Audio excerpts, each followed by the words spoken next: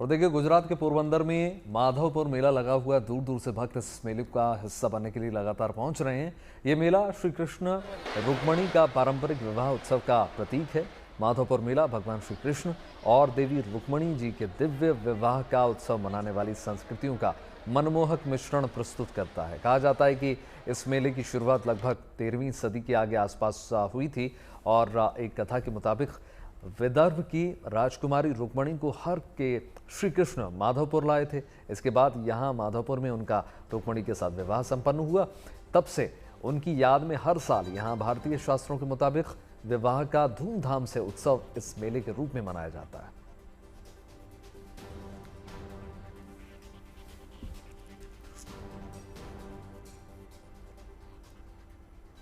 अयोध्या आने वाले राम भक्तों के लिए एक अच्छी खबर है। दरअसल जहां बीते 22 जनवरी साल 2024 से राम मंदिर के भूतल पर बालक राम विराजमान होकर राम भक्तों को अद्भुत दर्शन दे रहे हैं, तो वहीं अब राम मंदिर के प्रथम तल पर राजा राम विराजमान होंगे। राम मंदिर का निर्माण अयोध्या में तीव्र गति के साथ चल रहा है। मंदिर का निर्माण लगभग 98% पूरा हो चुका है। मई 2025 में राम मंदिर के प्रथम तल पर राम दरबार की स्थापना होगी। राम दरबार की स्थापना को लेकर राम मंदिर ट्रस्ट ने तैयारियां शुरू कर दी हैं। राजस्थान में जहां राम दरबार की प्रतिमा का निर्माण किया जा रहा है, तो वहीं राम मंदिर ट्रस्ट अब अयोध्या के प्रसिद्ध ज्योतिषाचार्य से स्थापना और प्रतिष्ठा का शुभ मुहूर्त पर भी मंथन कर रहा है। राम दरबार के दर्शन के लिए पास की व्यवस्था होगी, जो पूर्णतः निःशुल्क रहेगी। राम दरबार के दर्शन के लिए 1 घंटे में अधिकतम 50 लोगों को ही पास दिया जाएगा। पूरे दिन में लगभग 800 लोग रामलला के प्रथम तल पर बनाए गए राम दरबार का दर्शन कर सकेंगे।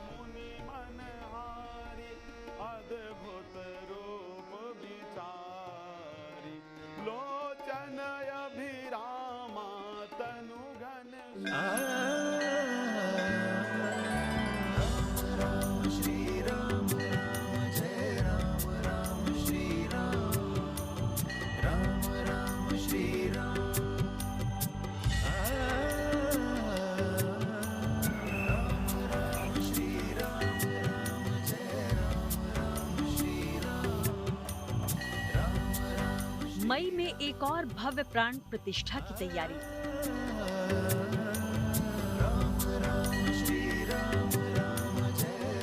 राम मंदिर में एक बार फिर होगा प्राण प्रतिष्ठा समारोह। अवधपुरी में रामलला के बाद अब राजा राम की बारी। रामलला की मूर्ति प्राण प्रतिष्ठा समारोह को 1 साल से ज्यादा का वक्त बीत चुका है। अब एक और प्राण प्रतिष्ठा समारोह की सुगबुगाहट तेज हो गई है। भगवान राम को राजा के रूप में स्थापित करने की तैयारी हो रही है। खबरें हैं कि अप्रैल के आखिर में मंदिर की पहली मंजिल पर राम दरबार या शाही दरबार स्थापित होगा। 2020 में सुप्रीम कोर्ट के फैसले के बाद से मंदिर का निर्माण चल रहा है। वर्तमान में मंदिर निर्माण समिति की अध्यक्षता प्रधानमंत्री के पूर्व प्रधान सचिव नृपेंद्र मिश्रा कर रहे हैं। उन्होंने कुछ समय पहले मई में राम दरबार की स्थापना के साथ ही मंदिर निर्माण के काम को इस महीने के आखिर तक पूरा करने की बात कही, जबकि परकोटा या परिसर की दीवार पर बाकी काम इस साल के आखिर से पहले पूरा होने का भरोसा जताया। हम लोग आश्वस्त हैं कि लगभग सभी कार्य जो लिए गए हैं ऑडिटोरियम को छोड़कर, क्योंकि ऑडिटोरियम का कार्य तो बहुत बड़ा है, उसको छोड़कर के सभी कार्य दिसंबर 2025 में पूर्ण हो जाएंगे। तो आप यह विश्वास कर सकते हैं कि वर्तमान में जो योजना मंदिर निर्माण और उससे संबंधित भवनों की है और श्रद्धालुओं को सुविधा देने की है, वह कार्य पूर्ण कर लिया जाएगा। राम दरबार निश्चित रूप से मई के प्रथम 15 दिन के बीच में जो शुभ तिथि होगी, उस समय वह विराजेंगे प्रथम तल पर। आपको बता दें कि जब पिछली साल रामलला की मूर्ति के भव्य प्राण प्रतिष्ठा समारोह में प्रधानमंत्री नरेंद्र मोदी शामिल हुए थे, तो वहीं 8000 से ज्यादा लोगों को इस प्राण प्रतिष्ठा समारोह के लिए न्योता भेजा गया था। हालांकि मई में होने वाला ये प्राण प्रतिष्ठा कार्यक्रम पिछले साल 22 जनवरी को आयोजित भव्य कार्यक्रम के मुकाबले छोटा रहेगा। वहीं ये खास आयोजन राम मंदिर निर्माण का एक तरह से समापन समारोह भी होगा। पारंपरिक नागर शैली में बनाए जा रहे मंदिर में लगभग 20,000 घन फुट पत्थर रखना अभी बाकी है।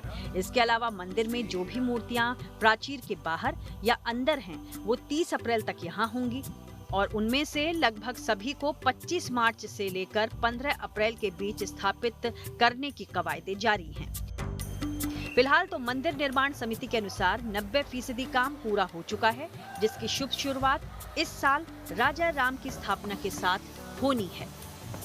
जहां मंदिर में स्थापित रामलला की 51 इंच ऊंची मूर्ति को कर्नाटक के कलाकार अरुण योगीराज ने तराशा, तो वहीं अब राजा राम समेत पूरे दरबार को जयपुर के मूर्तिकार प्रशांत पांडे के नेतृत्व में 20 कारीगरों की एक टीम सफेद मकराना संगमरमर पर तराश रही है।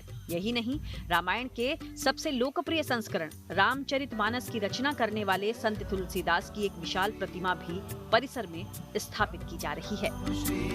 फिलहाल तो मंदिर निर्माण के साथ लगभग 20 एकड़ भूमि के सौंदर्यकरण के बीच मई में होने वाले राम दरबार के प्राण प्रतिष्ठा समारोह को भव्य बनाने पर जोर है। कोशिश यही कि आने वाले वक्त में अयोध्या राम मंदिर के माध्यम से विकास की पटरी पर न केवल दौड़े, बल्कि धार्मिक पर्यटन के प्रमुख केंद्रों में भी गिनी जाए। अयोध्या से मयंक शुक्ला के साथ bureau report, good news today.